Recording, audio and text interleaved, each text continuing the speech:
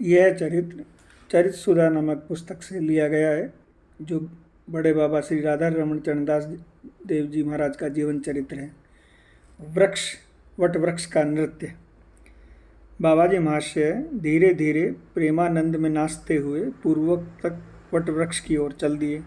संगी साथी सब नाम करते करते उनके पीछे हो लिए।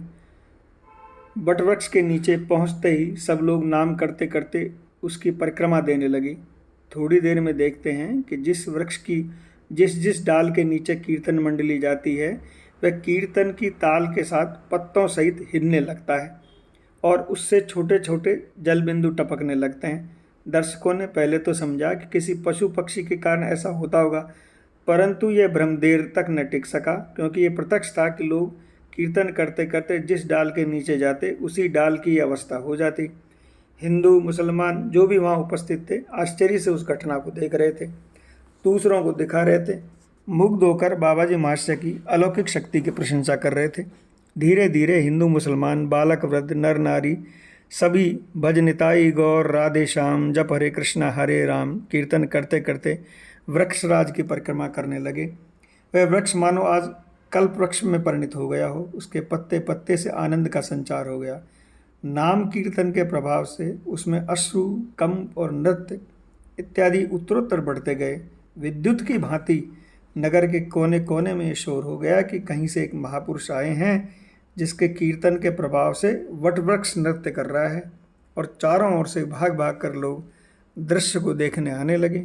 कोई स्नान करते जाते समय हाथ में अंगोछा लिए, कोई स्नान करते भीगे वस्त्र से ही, कोई पानी का कलशा सिर पर रखे भागा चला आ रहा है। रास्ते में जिसे भी देखता और उससे पूछता, अरे भाई, क्या सचमुच पेड़ नाच रहा है? कीर्तन अब भी हो रहा है? देखते देखते वृक्ष के नीचे इतनी भीड़ लग गई कि तिल रखने का भी स्थान न रहा। एकाएक बाबा जी महाशय कीर्तन मंडली से निकलकर वृक्ष के तने में एक संधि स्थल के पास जाकर खड़े हो गए, जो दोनों ओर से वृक्ष की लटकती हुई जटाओं से घिरा होने के कारण एक सुंदर गुफा या मंदिर जैसा लगता था। बाबा जी महाशय जो ही दोनों हाथ ऊपर कर उसके अंदर खड़े हुए, चारों ओर से हरि ध्वनि और जय ध्वनि होने लगी। कीर्तन करने वाले और भी उच्च स्वर से कीर्तन करने लगे। वृक्षराज भी मानो हर्ष से भर और अधिक नृत्य करने लगे। दर्शकगण संतृप्त नेत्रों से बार बार वृक्षराज और उसके तने में खड़े महापुरुष के दर्शन कर अधीर होने लगे। ऐसा लगता था कि वृक्षराज मूर्तिमान साधु रूप से दो डालों के रूप में अपने दोनों हाथ निकालकर उस महापुरुष को अपनी गोद में ले प्रेमानंद से बोर हो उद्दंड नृत्य कर रहे हैं।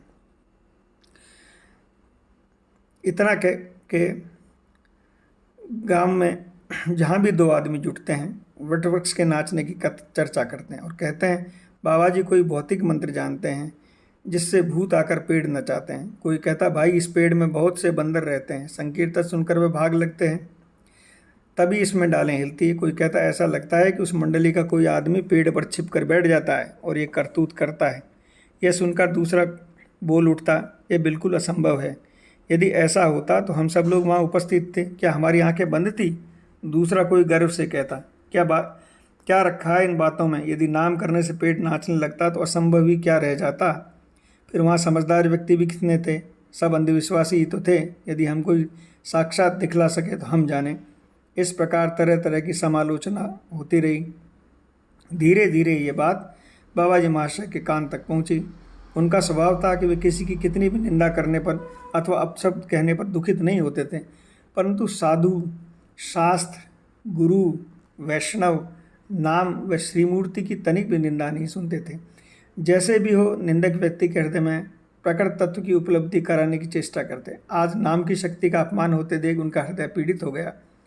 उन्होंने उपस्थित सज्जनों को लक्ष्य कर बोले कि देखिए, नाम सर्वशक्तिमान है। सामान्य पेड़ पत्थर नाचता तो साधारण बात है। इस संबंध में यदि किसी को कोई संदेह हो तो कीर्तन के साथ चले, उसका संदेह दूर हो जाएगा। दूसरे दिन प्रातःकाल बाबा जी महाशय ने कीर्तन आरंभ किया, जो कीर्तन ध्वनि सुनने को अनेक लोग उपस्थित होने लगे। संकीर्तन मंडली नगर भ्रमण करते करते करीब 9:30 बजे जैसे ही कल्पतरु के नीचे पहुंची, उसके ऊपर वाली शाखा पूर्वतः कीर्तन की ताल के साथ नाचने लगी। समालोचकगण विशेष रूप से अनुसंधान करने पर जब पेड़ के नाचने का कोई कारण स्थिर न कर सके तो बाबा जी महाशय से बोलिए, देखिए यदि कोई इस पेड़ पर चढ़कर परीक्षा करना चाहे तो आपको कुछ आपत्ति तो नहीं होगी। उन्होंने उत्तर दिया, आपत्ति तो कुछ भी नहीं, पर ब्राह्मण छोड़कर कोई और न चढ़े तो अच्छा है। तब 10-12 वर्ष के 2 ब्राह्मण बालकों को पेड़ पर चढ़ाकर उनसे कहा, देखो भाई, अच्छी तरह देखभाल करके बताओ कि पेड़ पर कोई पक्षी, बानर इत्यादि तो नहीं है। जब कुछ भी न दिखा तो सबने एक मत होकर स्वीकार किया कि केवल नाम की शक्ति के अतिरिक्त और कोई कारण नहीं हो सकता।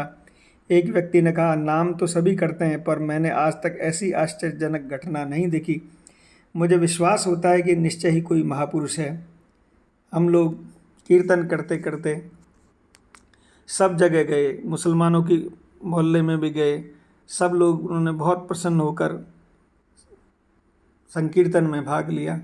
जय जय श्री राधे, निताई गौर, हरि बोल। अगर अच्छा लगे तो चैनल को सब्सक्राइब कीजिए, लाइक कीजिए।